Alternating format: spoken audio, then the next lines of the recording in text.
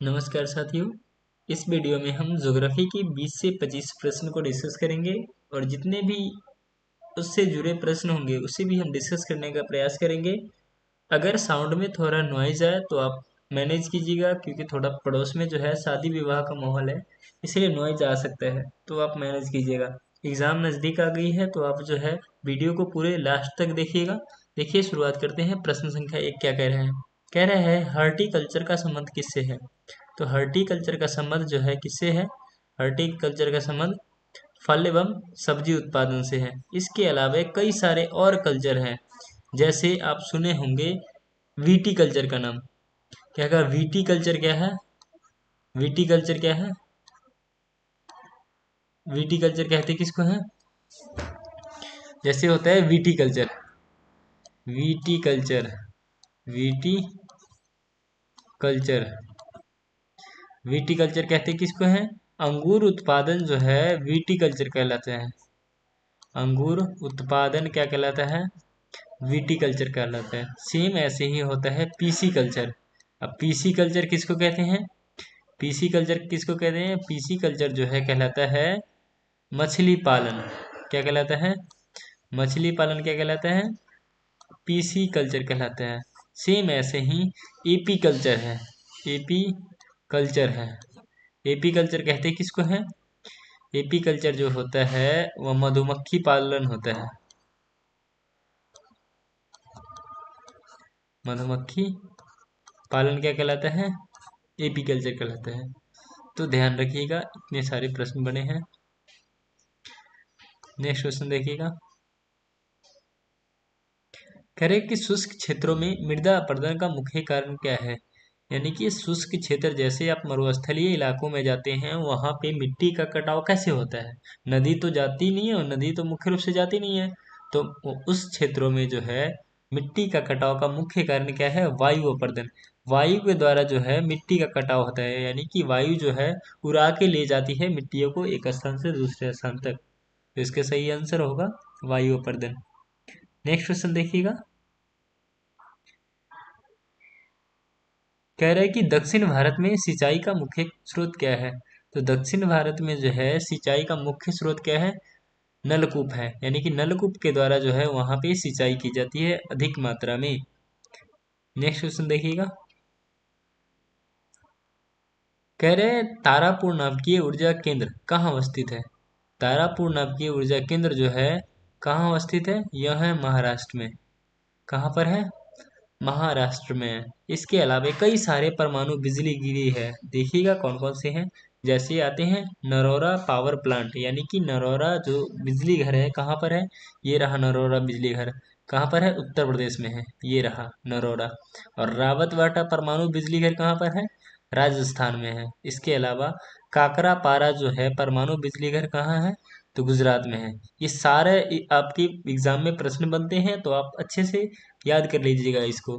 अब ये रहा तारापुर परमाणु बिजली घर, ये कहाँ है? महाराष्ट्र में है। और कैगा देखिए, कैगा कहाँ पर है? कर्नाटक में है। और ये रहा कौन? कुंडनकुलम। पूछेगा कुंडनकुलम परमाणु बिजली गिरी कहाँ है? कहाँ पर है कुंडनकुलम? तमिलनाडु में है। तो इतने सारे जो बिजली घर है आप ध्यान में रखिएगा, जो एग्जाम में पूछे जाते हैं। ये रहा, एक साइड से आप याद कर लीजिएगा। नेक्स्ट क्वेश्चन देखिएगा। कह रहे हैं निम्नलिखित में कौन दूसरे उद्योग के लिए कच्चा माल तैयार करता है? तो आधारभूत उद्योग कहते भी इसी को है। एग्जाम में 2 नंबर के प्रश्न यहाँ से बनते हैं। आधारभूत उद्योग कहते किसको है? वैसा उद्योग जो दूसरे उद्योग के लिए काम आता है, यानी कि कच्चे माल जो है दूसरे उद्योग में काम आता है, वो उद्योग क्या कहलाएगा? आधारभूत उद्योग कहलाता है। तो इसका सही आंसर जो होगा ये होगा आधारभूत उद्योग।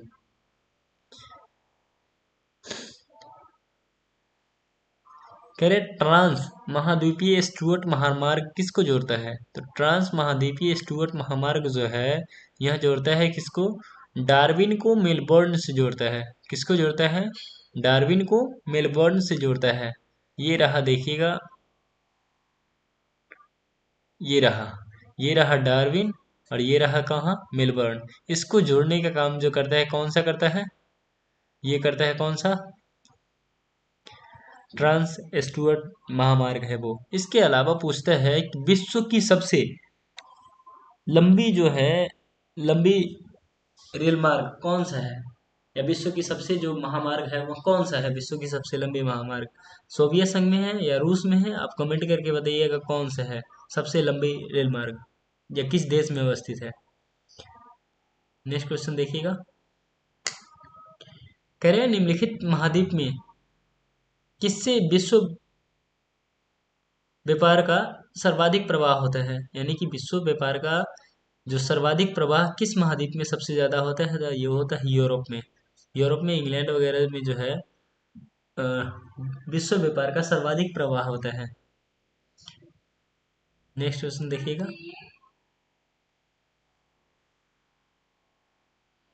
पनामा नहर किसको जोड़ती है, तो पनामा नहर जो जोड़ती है किसको जोड़ती है, ये रहा पनामा नहर, ये रहा पनामा नहर। यहाँ पे है पनामा देश है, और ये यहाँ पे पनामा नहर है, किसको जोड़ता है, पनामा नहर का निर्माण जो है ये कब किया गया था, ये कमेंट करके आप बताइएगा, कमेंट बताइएगा कब किया गया था। और ये जो है अमेरिका इसको बनवाने का काम किया था। पहले अगर अमेरिका को यहाँ से सामान अगर यहाँ भेजना हो तो देखिए इतनी लंबी दूरी तय करनी होती थी। का कितनी, लगभग 16,000 माइल, जो नॉटिकल माइल होता है या समुद्री मील होते हैं, इतना दूरी तय करके तब सामान पहुंचता था, और कई महीने लगते थे यहाँ पहुंचाने में सामान। परंतु जो है इसको पनामा नहर के दो तरफ काट देने के कारण जो है यह दूरी बहुत ही छोटी पड़ गई, और कोई सामान यहाँ से यहाँ पहुंचाना होता है तो तुरंत पहुंच जाता है।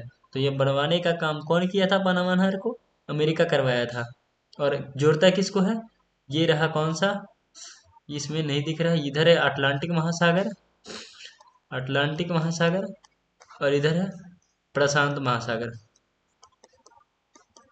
प्रशांत महासागर, जो दोनों को जोड़ता है, ध्यान रखिएगा इसको और इसको।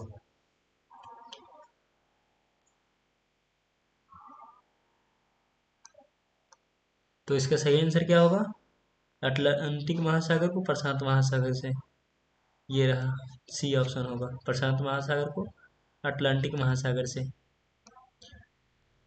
नेक्स्ट क्वेश्चन देखिएगा। कह रहे विश्व के प्रमुख समुद्री पतन कौन से हैं, विश्व में है सर्वाधिक मात्रा में अगर पतन पाए जाते हैं तो वह होता है कौन सा पतन, विस्तृत पतन होते हैं। विस्तृत पतन जो व्यापार के लिए काम आता है वो विस्तृत पतन होते हैं। नेक्स्ट क्वेश्चन देखिएगा।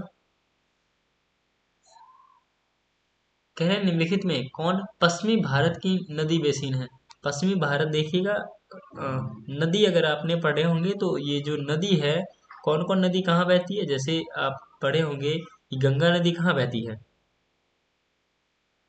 गंगा नदी कहाँ से निकलती है, ये बता दीजिएगा। गंगोत्री हिमानी से निकल के आपको जो है बंगाल की खाड़ी में गिर जाती है, ठीक है।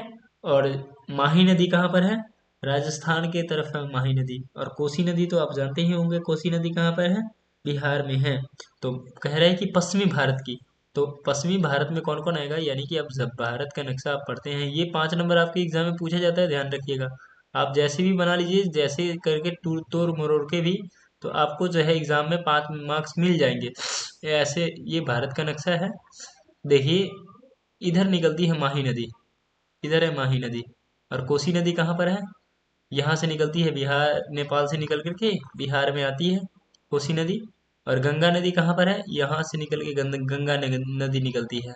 ये रहा गंगा नदी का ढलान, देखिए ऐसे गंगा नदी है, ये रहा गंगा नदी।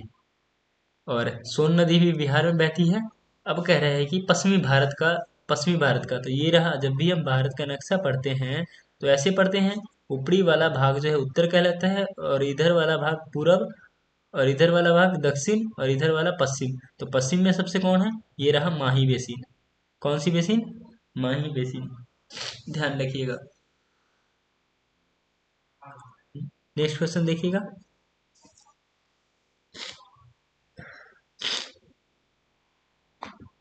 कह रहे हैं कि सबसे महत्वपूर्ण जूट उत्पादक क्षेत्र कौन सा है, तो ये जूट उत्पादक जो है महत्वपूर्ण है कौन सा, गंगा डेल्टा क्षेत्र। जो गंगा डेल्टा क्षेत्र में जो डेल्टा कहते हैं किसको, जहाँ पे नदियाँ जो है वितरिका के रूप में बढ़ जाती है, वो क्षेत्र जो है डेल्टा कहलाता है। अगर आपने पढ़े होंगे नदी चैप्टर जो है आपके ज्योग्राफी में, वो पढ़े होंगे तो अच्छे से समझे होंगे। तो वो जो डेल्टा वाला इलाका होता है वहाँ पे जूट अधिक मात्रा में होते हैं, इसीलिए जैसे गंगा नदी का डेल्टाई क्षेत्र जो है बंगाल में आती है। और सबसे ज्यादा अगर जूट उत्पादक क्षेत्र है तो वो पश्चिम बंगाल है। कौन सा राज्य है? पश्चिम बंगाल है, ये बात ध्यान में रखिएगा। और कह रहा है कि महत्वपूर्ण जूट उत्पादक क्षेत्र कौन सा है, तो गंगा डेल्टाई क्षेत्र है। और राज्य पूछे तो कौन सा होगा? राज्य पूछे तो बंगाल होगा, पश्चिम बंगाल। नेक्स्ट क्वेश्चन देखिएगा। कह रहे हैं कि बाबा बुदन की पहाड़ी है। बाबा बुदन की पहाड़ी जो है कहाँ पे है? कर्नाटक में है। और यह किसके लिए प्रसिद्ध है? कॉफी के लिए महत्वपूर्ण प्रसिद्ध है। किसके लिए प्रसिद्ध है? कॉफी के लिए प्रसिद्ध है। अगर भारत में अगर सबसे पहली बार कॉफी लगाई गई थी, यमन से कॉफी लेके आया गया था, यमन से। और वहां से कॉफी लेकर के इसी पहाड़ी पे लगाई गई थी पहली बार। कौन सी पहाड़ी पे? बाबा बुदन की पहाड़ी पे। नेक्स्ट क्वेश्चन देखिएगा। कह रहे हैं निम्नलिखित में कौन गोंडवाना कोयला के लिए प्रसिद्ध है? तो गोंडवाना कोयला के लिए प्रसिद्ध जो राज्य है निम्न में से वह कौन है? झारखंड है, ये ध्यान रखिएगा। और भारत में सर्वाधिक कोयला किस राज्य में होता है? कोयला के उत्पादन में सर्वाधिक तीन राज्य। कोयला के उत्पादन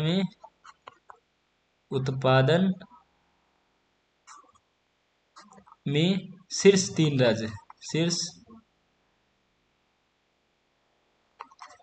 शीर्ष दे शीर्ष तीन राज्य। तीन राज्य कौन कौन सा है? पहला पे आता है उत्पादन की बात करें, एक होता है उत्पादन, एक होता है उत्पादन, एक होता है भंडारण, यानी कि स्टोर करके रखा हुआ है।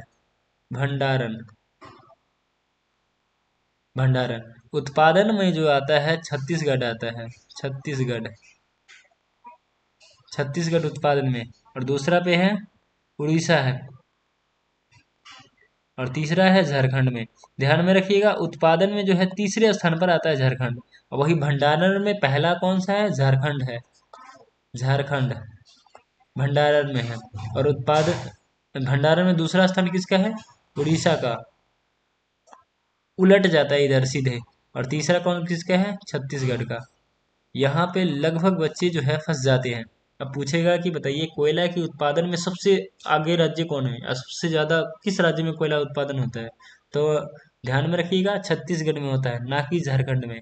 अगर पूछेगा कि भंडारण में सबसे शीर्ष राज्य कौन है, तो यह झारखंड है। याद रखिएगा। ये, ये बहुत ही इंपॉर्टेंट प्रश्न है। नेक्स्ट क्वेश्चन देखिएगा।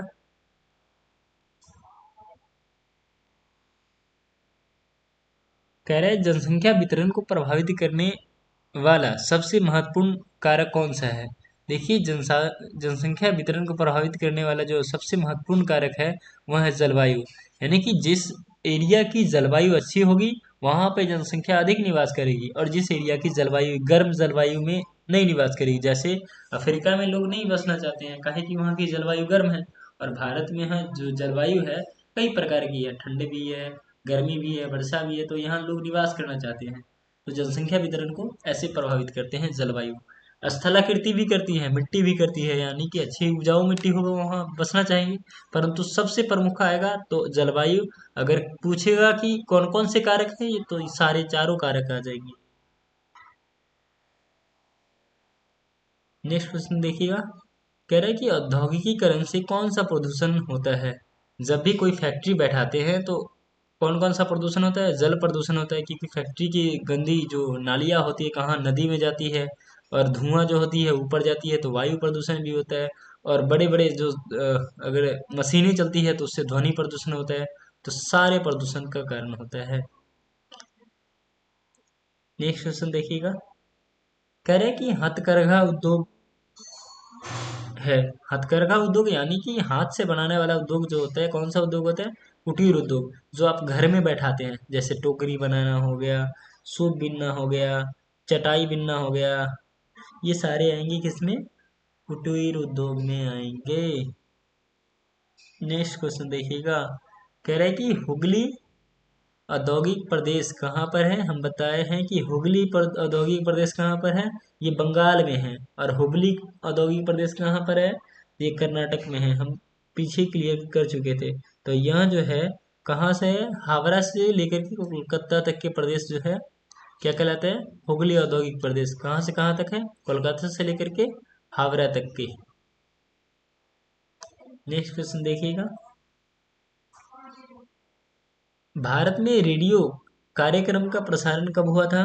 तो रेडियो का पहली बार प्रसारण जो हुआ था कब हुआ था, 1923 1923 में हुआ था। कब हुआ था, 1923 में। और एक और आप कमेंट में बताइएगा, जितने भी प्रश्न पूछते हैं आप उसको लिख दीजिएगा। जितनी बार आप लिखोगे उतना आपके लिए बेनिफिट होगा कि आपको परमानेंट याद रहने वाला है, आप भूलोगे नहीं। तो अब बताइएगा कि जो रेडियो है इसका नाम कब AIR किया गया। AIR।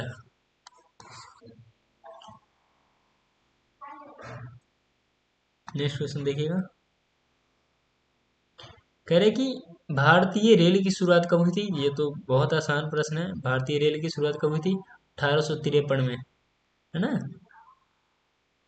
लॉर्ड डलहौजी के काल में चलाई गई थी। मुंबई से थाने तक के 34 किलोमीटर। ये सारी बातें पुरानी हो गई है, वो आप जानते होंगे अगर आप पढ़े होंगे।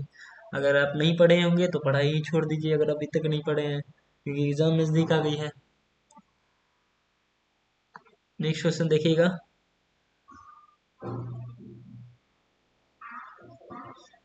कह रहे कि कोच्चि पतन कहाँ स्थित है। तो कोच्चि पतन जो है कहाँ पर है, केरला में है। कहाँ है, केरला में, ध्यान रखिएगा। नेक्स्ट क्वेश्चन देखिएगा। कह रहे कि जल जन्य रोग है कौन सा है। तो जल से होने वाला जो रोग है मुख्य रूप से यह अतिसार है। अतिसार में जो होता है क्या कि बार बार लोगों को दस्त आती है, उल्टी होती है, और मतलब कि सीधे समझिए तो पतला पैखाना करते हैं लोग इसमें, अतिसार में। नेक्स्ट क्वेश्चन देखिएगा। ये तो बायोलॉजी का पूछ लिया अरे भाई। नेक्स्ट क्वेश्चन देखिएगा। कह रहे कि सर्वाधिक जनसंख्या वाला मेगा पॉलिस कौन सा।